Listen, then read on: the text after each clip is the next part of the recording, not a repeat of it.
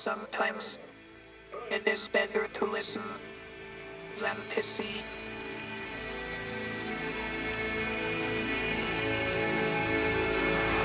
Please talk to me. Won't you please talk to me? Hi there. My name is Muhammad Khan and I am from NDS. I'm actually a senior software engineer that works on a variety of projects, but I would like to share with you one interesting project that NDS has been working on for the past couple of months. It is called Speaking EPG. Yes, a speaking EPG, a set-top box that actually is able to speak. Why have we done this? Well, one of the problems, and we are finding that this is becoming quite a major problem, is that set-top boxes are no longer accessible to the wider community. You have subtitles, you have sign language, you have audio description, but you don't really have anything to cater for people that have difficulty reading, be they blind or the partially sighted, people who cannot read, the dyslexic, or generally people who just don't want to read text on an EPG. So we came up with a speaking EPG. So we're trying to get the set-top box to actually do some talking. And we'd like to do this in the set-top box itself and not have extra equipment added on to actually give you the speaking facility. This is the world's first speaking EPG demonstration, and it's actually a proof of concept. It's not yet completed, it's just showing you what can be done, the possibilities of actually providing speech synthesis in a set-top box. And this is largely to address the accessibility of EPG, which we feel that is going to become a hot topic in future.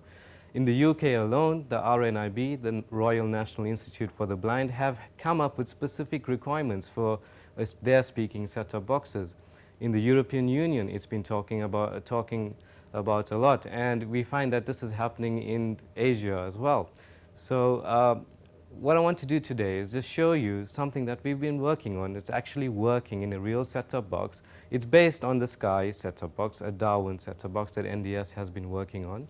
And it just gives you a feel for what to expect or what's to come from actually embedding speech in a set-top box.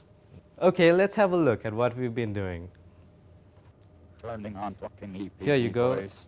Basically, what you're seeing here is whatever text is being printed out on the screen, the set-top box then renders it to speech. So that if you are hard of seeing, if you are partially sighted, or if you just don't fancy reading the screen, you could hear whatever is being displayed on the set-top box.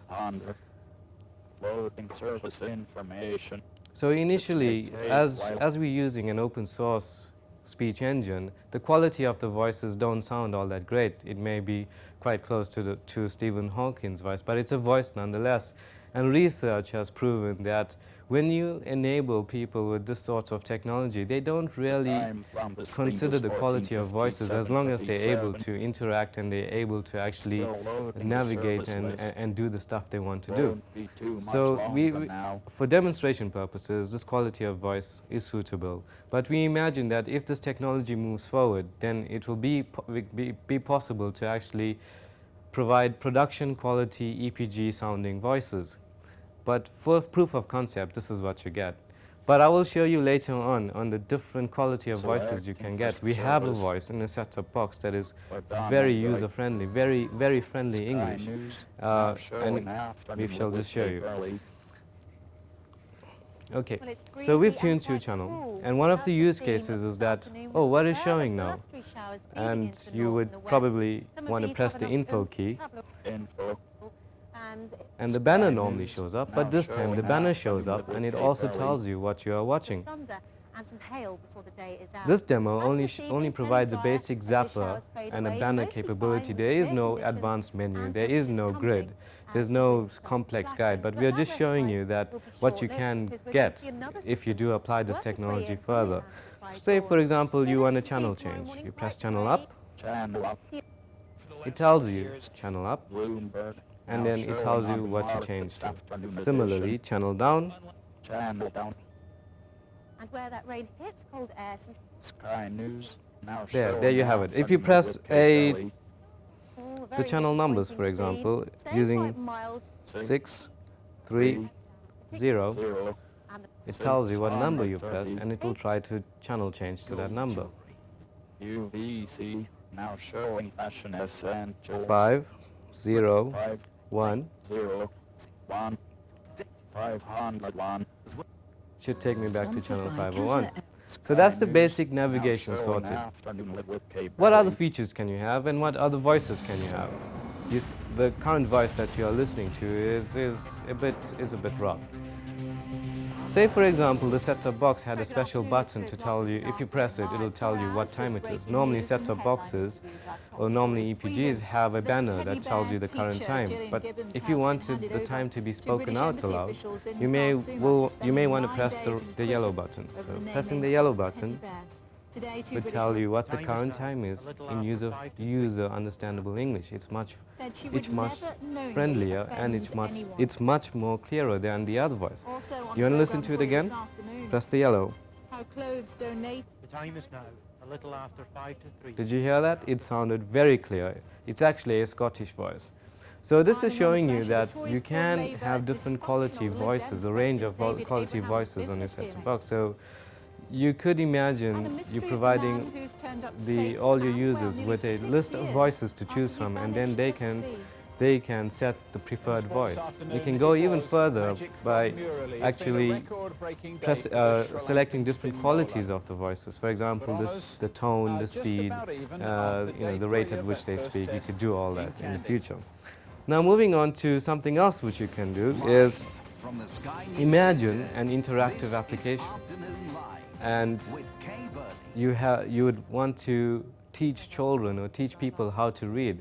You could have an interactive app that resides on the box that is able to then load your books in plain text format.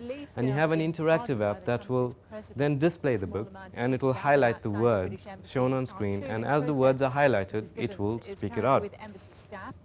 In this demo, we have a book on the set-top box. Yes, set-top boxes these days have hard disks built in, or they have enough flash memory to actually hold these small segments of textbooks and text files.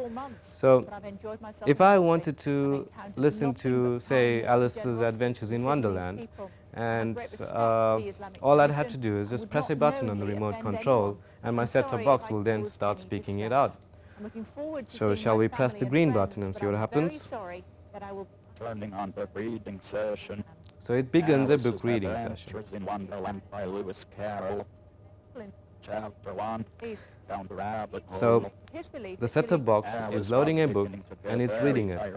What's not shown here is an interactive app that will actually show you what's going on, all the words and all the words highlighted. But this is just showing you the concept of what could become, what we could do in the future. This is just the starting point. I mean, the possibilities are endless. You could then have special games.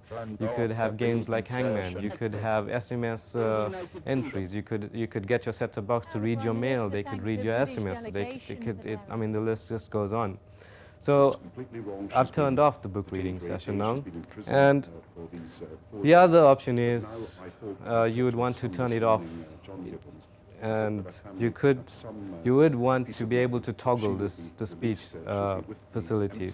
In this demo, I've got pressing the blue button. If you press the blue button, it should turn it off, and that other people in the home don't want to listen to these voices speaking. They can just switch it off and they can continue. Yeah, that's about it really. This is the starting point. It's a proof of concept. This has never been done before, to my knowledge. It has been talked about, but has never been realized on a set-top box. And I really see this as becoming something happening in the future, especially when accessibility becomes a very important part of our lives, and especially because accessibility is becoming more important in technology, in every facet of life. So I hope to see this in all televisions one day, and this is just the beginning.